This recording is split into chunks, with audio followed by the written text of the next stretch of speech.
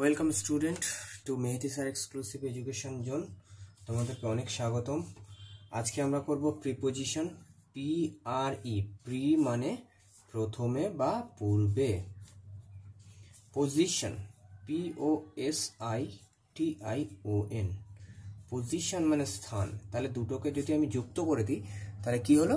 Preposition, অর্থাৎ যেটা কোনো শব্দের পূর্বে বসে এবং সেটাকে লিঙ্ক করে কি না একটা সেন্টেন্সের সঙ্গে। যেমন ধরো আমি একটা এক্সাম্পল বলতে পারি। এর আগের দিন বলেছিলাম এটা যদি একটি নদী বয়ে যায় তাহলে এই নদীটার এখান থেকে জলটা বয়ে যাচ্ছে না, এই দিকে একটি গ্রাম আছে, এপারে একটি গ্রাম আছে, আর এপারে অনেকগুলি গ্রাম আছে। এটা একটি গ্রাম, অনেকগুলো বাড়ি নিয়ে একটি গ্রাম, আর এটা একটি মাত্র বাড়ি।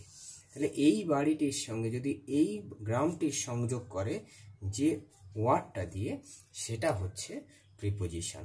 প্রিপোজিশনকে আমরা এরকমভাবে সহজভাবে বুঝতে পারি। তো প্রিপোজিশন বিভিন্ন ধরনের আছে। প্রিপোজিশন আমরা এটাকে যদি ইংরেজি হিসাবে বলতে পারি তা the word of preposition is a word of or a group of words. It can be a groups of word or can be a simple word. একটা ওয়ার্ডও হতে পারে এবং গ্রুপ অফ ওয়ার্ডও হতে পারে যেটা প্রিপোজিশন হিসেবে ব্যবহৃত হয়। এক্সাম্পল কি হিসাবে আমরা নিতে পারি? এক্সাম্পল হিসেবে আমরা নিতে পারি বিভিন্ন জিনিস, যেমন in.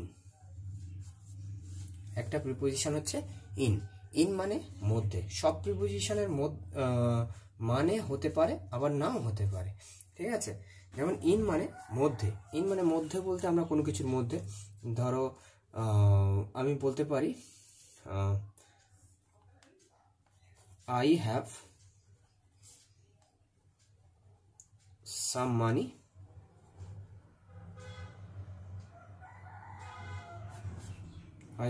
money in my pocket. In my pocket. তাহলে ইনটা কি হলো?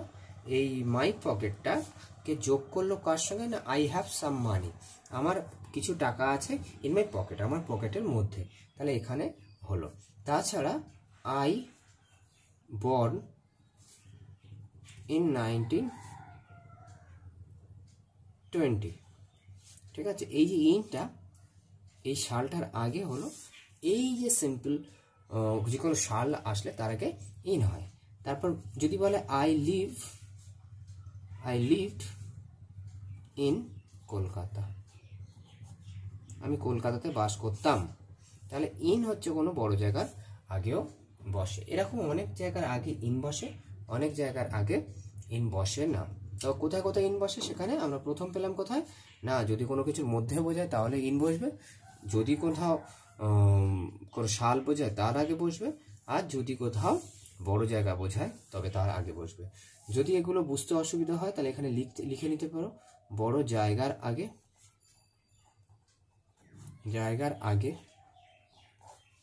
এটা একটা। আর সালের আগে বসতে পারে ইন, আগে মানে পূর্বে, আর ইন বলতে মধ্যে বোঝালে বুঝতে পারে। তারপরে অন মানে উপরে বলতে স্পর্শ করে থাকবে, সেরকম উপরে বোঝাবে। যেমন the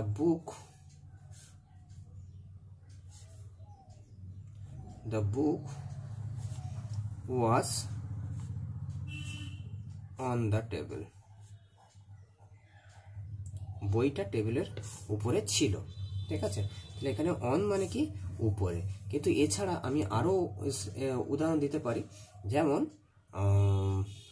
I born on 26th জানুয়ারি। তাহলে এই অনটা ডেটের আগে বসে, ডেট বোঝালে তার আগেও বসে অন মানে মধ্যেও বোঝায়, উপরেও বোঝায়, আর অন মানে ডেটের আগেও বসে। তাহলে এটা গেল অন, ঠিক আছে? এইভাবে প্রত্যেকটি প্রিপোজিশনকে তোমাদেরকে জানতে হবে কার কার আগে বসে এবং কোন কোন ক্ষেত্রে অ্যাপ্রোপ্রিয়েট প্রিপোজিশন কোনটা হতে পারে। প্রিপোজিশনটা খুবই কঠিন বলা যেতে পারে এই কারণের জন্য, কারণ প্রিপোজিশনটাকে সঠিকভাবে বুঝে ওঠা বা ব্যবহার করা খুবই টাফ হয়ে যায়। যদি তুমি প্রথম থেকে প্রত্যেকটা বিষয়ে সঠিকভাবে ধ্যান না দাও তাহলে প্রিপোজিশনকে কিন্তু কমপ্লিট করতে পারবে না। আর বারবার বলছি এই পার্টস অফ স্পিচগুলোকে নিয়ে তুমি যখন প্রত্যেকটাকে বিষয়ে ভালোভাবে জানবে তারপরে কিন্তু তুমি ভালোভাবে সেটাকে অ্যাপ্লিকেশন করতে পারবে তুমি কোথায় না সেন্টেন্সের মধ্যে।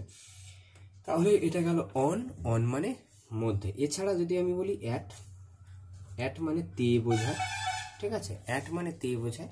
যেমন কোনো সময়ের আগে অ্যাট বসে বা ছোট স্থানের আগে। আমি প্রথম বলি অ্যাট মানে তে, তাহলে ছোট স্থান বোঝালে হবে। যেমন আই বর্ন অ্যাট সন্ধ্যা, আমি সন্ধ্যাতে জন্মেছি।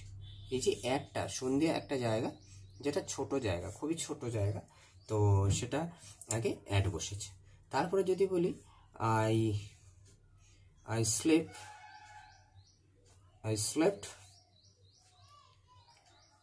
slept at midnight, মানে কি আমি মধ্যরাত্রিতে ঘুমিয়ে পড়েছিলাম। আই স্লেপ্ট অ্যাট মিডনাইট, তাহলে এটা একটা সময় বোঝাচ্ছে, স্থির সময় বা নির্দিষ্ট সময় বোঝাচ্ছে যে সময়ের আগে অ্যাট বসে। তাহলে এরকমভাবে অ্যাট আমরা বসাতে পারি। আচ্ছা, আর একটা জিনিস খেয়াল করে নেবে, ভালো করে খেয়াল করো, এখানে যদি আই বর্ন অন সানডে, যদি এরকম কোনো ডেট থাকে তার আগেও কিন্তু, অর্থাৎ তারিখ থাকে, ডেট মানে তারিখ, বাট ওটা ডে সংখ্যাবাচকে থাকবে। এটা যদি দিনের নাম অনুসারে থাকে তাও কিন্তু তার আগে অন বসবে। এটাও কিন্তু একটা বিশেষ নিয়ম। তাহলে তিনটে নিয়ম অনের ক্ষেত্রে হলো, তিনটে নিয়ম অ্যাটের ক্ষেত্রে, এই ইনের ক্ষেত্রে হলো। আর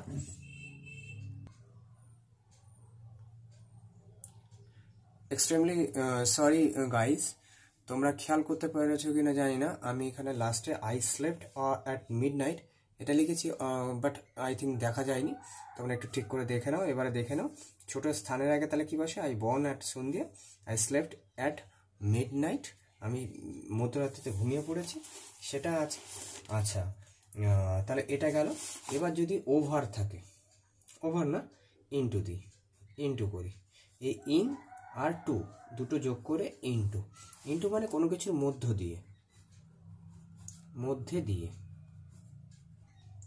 দিয়ে আরও বিভিন্নভাবে অ্যাপ্লিকেশন দেওয়া যেতে পারে, বাট সব থেকে সহজভাবে।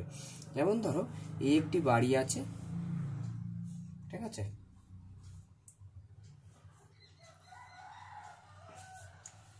একটি ঘর আছে, এখানে একটি দরজা আছে,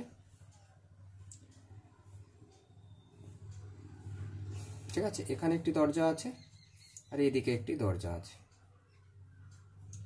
তাহলে যদি কেউ এই দরজা দিয়ে ঢুকে ওই দরজা দিয়ে এরকম করে বার হয়ে চলে যায় এপাশ থেকে ওপাশে, তখন সে কি করছে, ইনটু করছে। তাহলে এরকম হবে যে এক্সাম্পল আমি কীরকমভাবে দিতে পারি, যে I go into the room, তার মানে কি হলো, যে আমি ঘরটির মধ্য দিয়ে গিয়েছি, মানে এপাশ থেকে ওপাশে বার হয়ে গেছি। এরকম জায়গায় ইনটু বসাবে। আর টু মানে কোনো তে বোঝানো হবে, অ্যাট মানে হতে, বাট এরকম হবে আই গো টু, এই যে টু স্কুল বলো আর অন্য কিছু কোনো এক্সাম্পল কোনো জায়গার বলো, সেখানে টু ব্যবহার হবে। তাহলে এটা টু এর ক্ষেত্রে ব্যবহার হলো। এবার যদি এরকম হয় যে না ইন হলো, অন হলো, ইনটু হলো, ওকে, তো অন টু একটা গেল, ইনটু একটা অন টু।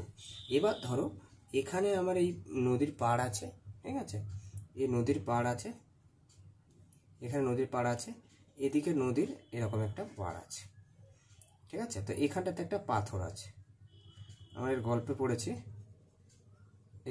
আছে। এবার এখান থেকে এই পাশ থেকে ধরো এখানে গাছপালা আছে, এখানে এরকম গাছপালা আছে, ঠিক আছে, এখান থেকে কেউ লাফ মেরে এখানে আসলো, এখান থেকে কেউ লাফ মেরে এদিকে গেল।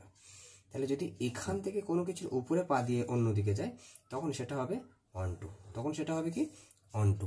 তাহলে এটা হচ্ছে অন টু ব্যবহার।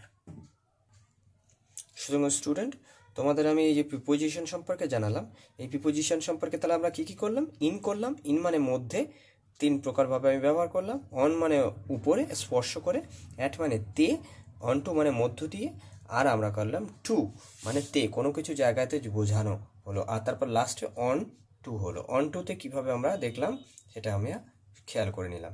ওকে, তো এইভাবে তোমরা যদি বুঝতে চাও তাহলে তোমরা আমার ভিডিওর সঙ্গে জুড়ে থাকো, আর আমার চ্যানেলটাকে সাবস্ক্রাইব করে দিও প্লিজ, আর অনেক অনেক করে শেয়ার করো যাতে আমার চ্যানেলটা গ্রোথ হয়। আর তোমরা অবশ্যই করে আমার চ্যানেলটা নতুন চ্যানেল যেহেতু সাপোর্ট করলে অনেকটা বেশি এগিয়ে যেতে পারবো, কারণ তোমাদের সাপোর্ট ছাড়া আমাদের এগিয়ে যাওয়া সম্ভব নয়। তো চলো, এর পরের বাকি যে প্রিপোজিশনগুলো আছে সেই প্রিপোজিশনগুলো আমরা পরের দিন কমপ্লিট করবো। তাহলে এই পর্যন্ত থাক, চলো সুস্থ থেকো, ভালো থেকো।